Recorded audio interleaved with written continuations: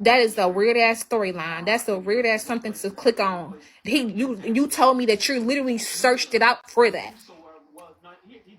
You told me that you literally searched out. That was your go-to porn videos. I didn't say that you just watched one. That was your go-to porn videos to look and type in incest videos. And you admitted it to Steve Wilkos. And when Steve Wilkos checked you about it, you turned around and told him, I'm sure that you did weird stuff with your wife too. And then Steve Wilkos called your ass weird, because that is weird. Then you got mad at him because he called you out. Go back and watch the Steve Wilkos video. Yes, I said that he did all of that shit. And when Steve Wilkos asked him about it, he admitted it and said, well, I'm sure that you did weird stuff with your wife too when you was younger. And I think obviously this is a big part of his theology. But as you move forward, and I'm jumping down to verse 11, it says, therefore remember that threatening to call the cops on my husband. Are you dumb? In the flesh. Me and my husband come on here and argue right in front of your face as the storyline. Y'all gonna believe it. Dummy. Y'all so dumb. You dumb for falling for it. From the commonwealth of Israel and strangers to the covenants of promise. If I messed him up after the show, why was he still texting me? If I messed him up after the show, why was he sitting outside my house for 2 weeks? That he admitted that on the interview. If I messed him up after the show, why is he still feeling like he cannot move on with his life because of me? This man is really a stalker, and if I ever see him in person, I'm getting a PPO out on his ass. He might create in himself one new man in place of the two, so making peace and might reconcile super weird to God in one body, thereby killing the hostility. And what you hear Paul doing, right, is hearkening back to the Old Testament and the Israelites and the commandments that they had to keep, knowing full well that they couldn't keep those commandments fully, which is why they needed a savior. Right, he said that he still haven't moved on. Every year it was they had to bring a new animal to sacrifice. Girl, make it make sense. Is it not adding up? Like, what is y'all slow? Keep God's law perfectly. And that's why after Jesus came, you don't see anywhere else in the New Testament where it talks about God requiring. And then he came on here and lied and said that I jerked some man off with the baby's bottle's milk. And he told him that. Was that before or after the Steve Wilkos show? It had to be before the Steve Wilkos show. So you stayed with me after a boy told you that I jerked him off with some infamil? You stayed with me? Now, either this coochie was coochie and I don't understand or is he lying? You stayed with me after that? Really? I'll say this metaphorically. In one hand, in the right hand, Christ had the Israelites. Oh, yeah, I definitely made you fight him. And it wasn't somebody that I knew was some random. Everybody was fighting in the hood. Everybody was putting on boxing gloves. That's what they do. And I'm like, they was like, oh, see if your fiance want to come out here and box with somebody. So we picked a random person that was willing to go out there and fight. People was making their bets. And you got knocked on your ass. It wasn't personal. I wasn't effing him. It was just people was already out there fighting. You wasn't the only person who fought. Did you tell them that? It was plenty of people out there fighting with the gloves on. You just got your ass whooped. We fell right on your ass. And I was so embarrassed. But let's go back to the infamil thing. If I'm drinking off people on the couch with some infamil in a baby bottle, and you said in your story that you drove to the park and you checked him. No, we both drove to the park. And he told you yes. And you stayed with me. And then you said that I made y'all fight for my love, but you stayed with me. Is what brings those two groups together as one and kills the hostility. It's not making sense, or either I just got superpowers. Gentiles, he certainly could kill the hostility between the blacks and the whites. And you still saying today that you can't move on because of me? As if I locked you in a basement all your life and made you deal with me? If that's not some CSI, stalkerist, law and order type, you're not one of them crazy mother. I don't understand. Too much of religion particularly for black people, whether it's Hebrew Israelite. You ain't got no kids. You such this educated, smart guy, but you can't get no woman. You can't move on. And if a woman lied on you on national TV, why did you go through do an interview saying that you stayed outside my house for 2 weeks? Because you was in love. Okay, so if it because you was in love and you met this new female and she's just the smartest girl and she's so beautiful and you can't be with her because of me and I haven't seen you in years. And I see the passive aggressive Christian church wagging their fingers at the black Hebrew Israelites for forcefully saying what? Did you tell them all the whole story? How you was bent over, letting me stick a little plastic hanger up your butt? Did you tell them that? I'm the chosen one. And you told me, that's when you told me those deep and darkest secrets that day. And you must affirm your love for me. And that's why I took you on Steve Wilkos. Because after that happened, I had kicked you out. I invited you back in. I told you that I did that with Patrick. I told you that if you tell me your deepest, darkest secrets, I said I'll go first. I did crack, and Patrick gave it to me. Now tell me yours. You told me that you watch incest videos. That's what your go-to porn videos when you was a little one. You said you jerked off and let the German Shepherd lick it up. And you said that you wanted to have sex with Trini. So I took a plastic hanger, the little loop part, and I was rimming it up your butt. And rubbing on your nipples. I didn't even have nothing to you. And then after you came, I told you was a weird ass bitch. Told you you was a weird ass bitch. Called Steve Wilkos on your dumb ass. Told you I was gonna be back with you if you passed the test. And we was gonna be a happy couple and I was gonna love you long time.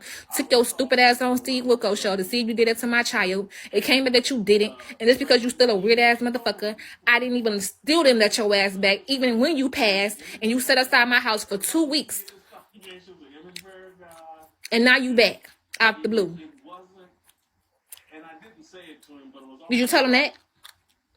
As a kid, once I figured out, Santa Claus was fake, seeing a white Santa Claus never bothered me, and I never gave it much thought because I knew my mom and daddy were the real Santa Claus, and they were black.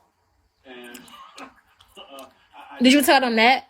Did you tell them that the day that I made you go get me a motherfucking ring was the day that you found me in the bed with Patrick? Did you tell them that? And you still went to go get it? And the only reason why you was around because I didn't have a car at the time. Did you tell them that?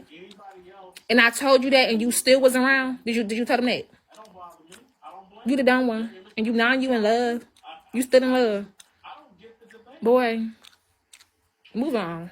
And one of the things you've seen throughout history is that different cultures do make images of Christ in their image, right? Now, obviously, there's a theological problem to that because Genesis, just by a little bit. Yes, he is older than me. I just make these guys go crazy. Like, it's time for you to move on. It's time for you to move on, honey. Like, do better. Do better. Like, a Swedish shampoo model, like some of the Bodhi Bakum would say, right? With the long, flowing blonde hair and very, soft features. So, but I do think part of that is idolatry. got these niggas going crazy. That's why I'm happily married now.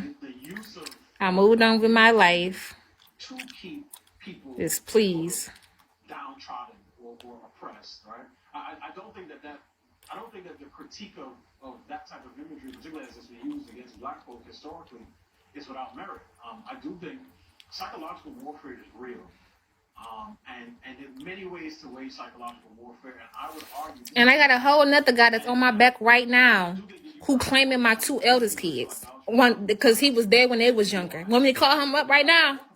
He probably gonna cuss me out, tell about something he don't want to have nothing to do with me, but he want to take care of my kids. And I'm like, I can tell a lot because I told him it's kind of weird. I haven't seen you in years, but he's still attached to, so-called attached to my 2 eldest ones. And I can call him right now and be like, they finally said, no, not Patrick. No, when I had left Patrick, I went with him. He was there when he cut my son's cord, my eldest son's cord. He accepted my eldest as his own. Until one day, you know, I let Patrick back. I always let Patrick back. Like, I always let Patrick back. He always messed up stuff. But he was like a father figure. And when I let Patrick back, it really hurt his heart. Like, it really, really did. This was years and years and years ago. And he still claimed to this. I haven't talked to him in years, but I had found him on Plenty of Fish. And I'm like, oh my God. Like, he like, you still got that tattoo on your back? I said, yeah. He was like, wow. I'm like, yeah, you know, I really appreciate you cutting my son cord. You ain't have to do that. You know, that wasn't your child, but you still did it. He was like, yeah, you know, you had me really attached. She was like, so when can I see him? I said, well, I don't even have custody of them right now, and I'm going through court. And I'm like, when can I see you? This was way before my husband. This was like right before my husband. And I'm like, when can I see you? He was like, well, I don't even want to see you right now. I don't want to have nothing to do with you, but I do want to see the kids that I took care of when you was younger. The ones that used to look up to me. I'm like, he like, because at the time you only had 2. I'm like, he was like, so just call me back when I can see them. I said, well, I don't know if they're going to feel comfortable with, you know, you just coming up there to see them. Like, you think you're the only one? Talk about something. And he knew, and he was, and he knew, I didn't even know Joseph then. Before Renard, I didn't even know him. The hell, I can call him right motherfucking now and let him know that he can finally see them. And he gonna run to him. You ain't the only fool. You ain't the only dummy. I'm lit. I'm angelic. I'm lit. I have a really good heart. Why you think these men is dying to take care of my kids? Why? Why you think so? I ain't got to talk to them for years. They're going to come back up like, I'm daddy, I'm the peppy, I'll be there. I know I'm not the biological father, but I will be there. Why? Why? And then they'll say they don't want to deal with me, but then you'll be back in my face as soon as I let you. Think about it.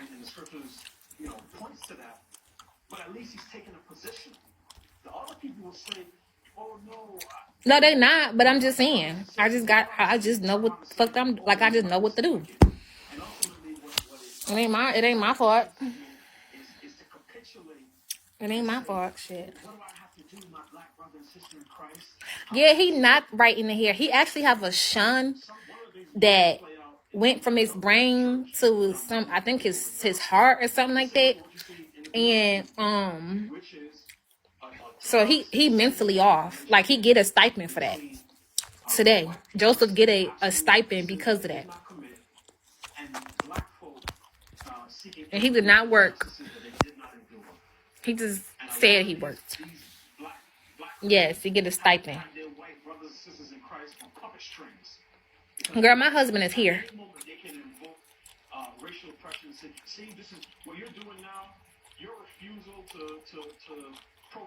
Right, did anybody see me fake a seizure? No, I'm a good woman, that's why. Because ain't no man gonna want to sit up there and deal with nobody's woman's kids. And these men don't even have kids. And they can mess with women who don't got kids too. Or who got kids. Who gonna sit up there and try to be with somebody who they say is so crazy. But you want to deal with her kids. You got to make it make sense. It ain't making no sense. This woman is so evil and so crazy. But you want to deal with her kids. Thank you so much. Appreciate you sticking with me today, watching the show. Girl, my husband ate that spaghetti, girl. I don't know what you talking about. It don't make sense. And then if somebody lied on you on Steve Wilko's show, why did you stay outside a house for 2 weeks? Like, and then why do I have just show text messages even after that of you begging to be back with me because you want closure?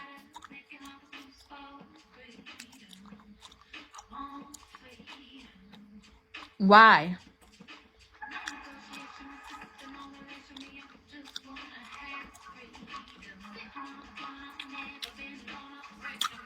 Girl, something not adding up.